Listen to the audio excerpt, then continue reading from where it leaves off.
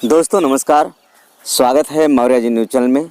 दोस्तों एक बार हम फिर उपस्थित हुए हैं आप लोगों के समक्ष सभी प्रकार के खबरों को लेकर के।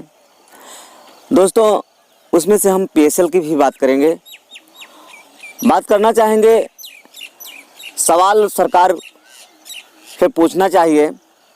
अगर लोग सरकार से सवाल नहीं पूछते हैं तो गलतियों का एहसास सरकार को नहीं होता है, इसलिए आवाज़ उठनी चाहिए, ये मेरा मानना है। सरकार ने लॉकडाउन की घोषणा की सर्वप्रथम बहुत देर में की, इस बात को आप मानेंगे। जो आज ये दिक्कतें आ रही हैं उसी की वजह से आ रही हैं। सवाल किसी मीडिया चैनल ने सरकार से नहीं पूछा, बल्कि जनवरी में ही केस आए थे और उसके बाद मार्च में जाकर के लॉकडाउन हुआ। 25 मार्च से लॉकडाउन अनवरत चला आ रहा है और लॉकडाउन 4 में हम पहुंच चुके हैं। बहुत देरी से लॉकडाउन चालू किया गया। अगर प्रधानमंत्री से कोई सवाल पूछता, लेकिन हिम्मत ही नहीं है। हिम्मत क्यों नहीं है कि आज के समय में अगर सवाल कोई पूछता है या कोई जायज़ बात उठाता है तो क्या होता है जानते हो? उसे हम आगे बताएंगे। आज देश की स्थिति क्या है आप समझ जाएंगे। अगर कोई डॉक्टर या कोई पुलिस वाला जो कोरोना की योद्धा कहे जाते हैं या अपने जो साधारण सी व्यवस्थाएं हैं उनके लिए सुरक्षा की दृष्टि से, जैसे डॉक्टरों के लिए पीपीई किट, सैनिटाइजर, मास्क, 95 वाला मास्क, ऐसी व्यवस्थाएं सरकार नहीं कर पाती है। जब डॉक्टर लोग बाहर आते हैं, मीडिया के समक्ष अपनी व्यथा बताते हैं या वीडियो बनाकर डालते हैं, उसी प्रकार जो हमारे पुलिसकर्मी हैं जो कोरोना योद्धा कहे जाते हैं, इन योद्धाओं के ऊपर जब मुसीबत आती है तो इनको कहा जाता है तुम अपनी मुसीबत को किसी के सामने बयां करने की ज़रूरत नहीं है। अगर करोगे तो जानते हो क्या होता है, सस्पेंड कर दिया जाता है, प्रताड़ित किया जाता है, मारा पीटा जाता है। ऐसा ही उदाहरण आपको बताएंगे। इसीलिए कोई भी मीडिया, कोई भी चैनल वाला की जरूरत नहीं होती है इस तानाशाही राजतंत्र में कि सरकार से सवाल करे। तो सरकार से जो कमियां हुई हैं उन कमियों पर आप सवाल नहीं कर सकते हैं। आज इतने पुलिसकर्मी कोरोना वायरस की वजह से संक्रमित हो रहे हैं, मारे जा रहे हैं और डॉक्टर भी मारे पीटे जा रहे हैं। इसका जीता जागता उदाहरण आपको प्रस्तुत करेंगे। कोरोना वायरस से कितने जानें चली गई डॉक्टरों की, कितने लोग संक्रमित हो चुके, लेकिन उन्हें काम तो करना ही है। अगर नहीं करोगे, आवाज़ ज़्यादा उठाओगे तो सस्पेंड कर दिया जाएगा, आपको प्रताड़ित भी किया जाएगा। तो सवाल उठना चाहिए दोस्तों। अगर पहले समय रहते लॉकडाउन लगाने की घोषणा करते, तत्कालीन ना आते, नोटबंदी की तरह प्रधानमंत्री राष्ट्र को संबोधन ना करते, राष्ट्र को आदेश ना देते और एक समय देते, ये इस बात का आदेश देते कि 15 दिन का समय है, 15 दिन में जो जहां जाना चाहता है अपने वतन वापसी कर सकता है। 15 दिन के बाद लॉकडाउन लगेगा, लोग फंस जाएंगे, फैक्ट्रियां बंद हो जाएंगी, आज सारी बातें अगर बताते जनता के लिए तो लोग अपने अपने घरों में वापस आ जाते। बहुत ही कम लोग फंसते जो उनकी बात को ना मानते।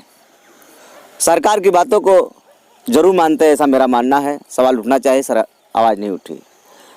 सवाल उठना चाहिए जब ट्रेन की व्यवस्थाएं की गई कि चलो ठीक है, सभी को हम अपने सभी प्रवासियों को अपने अपने प्रदेश वापसी के लिए व्यवस्था करते हैं, तभी सवाल उठा।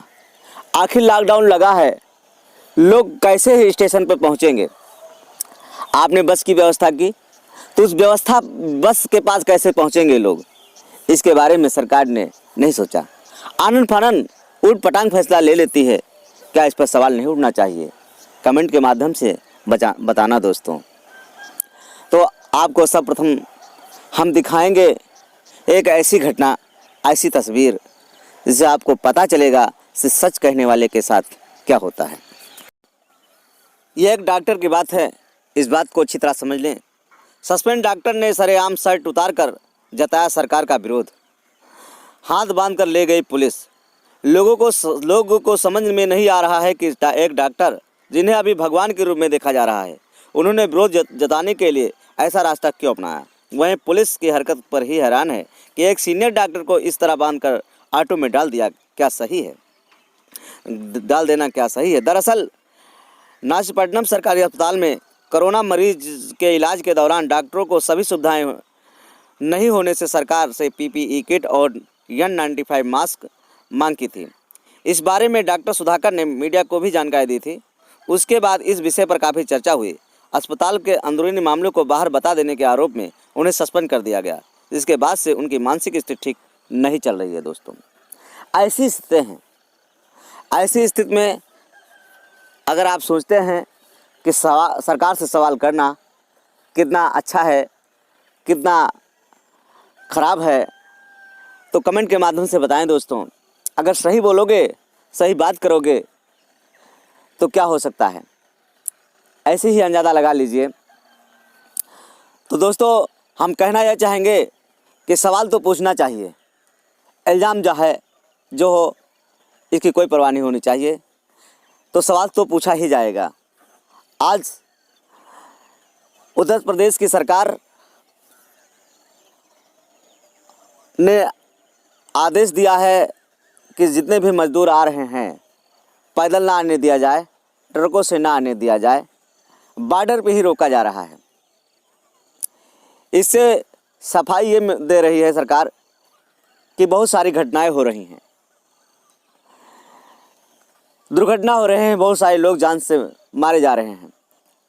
लेकिन हम सवाल कर रहे हैं, सवाल ये है कि उन लोगों के लिए व्यवस्थाएं होनी चाहिए, घर तक पहुंचाने की सारी व्यवस्थाएं होनी चाहिए। लेकिन वास्तव में क्या व्यवस्थाएं हो रही हैं? उनके पास दिक्कत थी तभी तो वो वहाँ से चल पड़े। धैर्य कब तक बनाए रखें? धैर्य की सीमा टूट पड़ी है। लॉकडाउन चौथा चल रहा है, आज लॉकडाउन 4 चल रहा है। कब तक वो धैर्य बनाए रखें? धैर्य की एक सीमा होती है और धैर्य एक दिन टूटता है। उनको खाना नहीं मिलता, उनको पानी नहीं मिलता, पैसा नहीं है, रहने के लिए व्यवस्था नहीं है। जहाँ पे वो रह रहे थे वहाँ के जो मूल निवासी, वहाँ के रहने वाले बसिंदा हैं, वो इन प्रवासियों को हे दृष्टि से देखते हैं, कहते हैं कि बस इन्हीं से ही कोरोना होगा। बहुत सारी समस्याओं को झेलते हुए वहाँ से चल पड़ते हैं। मकान मालिक रहने नहीं देता है, किराया मांगता है। इन सब समस्याओं को देखते हुए वो चल देते हैं। अब सरकारें रोक रही हैं। सभी सरकारों को निर्देश दिया गया है, राज्य सरकार को, किसी को पैदल न चलने दिया जाए। लेकिन हम सवाल करते हैं उन लोगों के लिए एक शब्द ये भी कहना चाहिए कि किसी से किराया नहीं लिया जाएगा। ट्रेन चलाने की फ्री बात होती है, लेकिन कोई ट्रेन फ्री में नहीं चलती, पैसा लिया जा रहा है। उनको बस से लाया जाएगा, पैसा बेचारे कहाँ से देंगे? ट्रेन से लाया जाएगा, लेकिन ट्रेन से वो कैसे आएंगे? उनके पास पैसा ही तो नहीं, इसलिए पैदल चल रहे हैं। तो दोस्तों, ये बहुत सी दिक्कत वाली बातें हैं, बहुत से दिल को झकझोर देने वाली बातें हैं।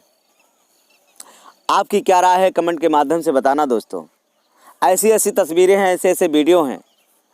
आपको एक वीडियो दिखा रहा हूँ, देख लीजिए। बॉर्डर का पुलिस जो है बल का प्रयोग कर रही है, आप देख रहे हैं ना।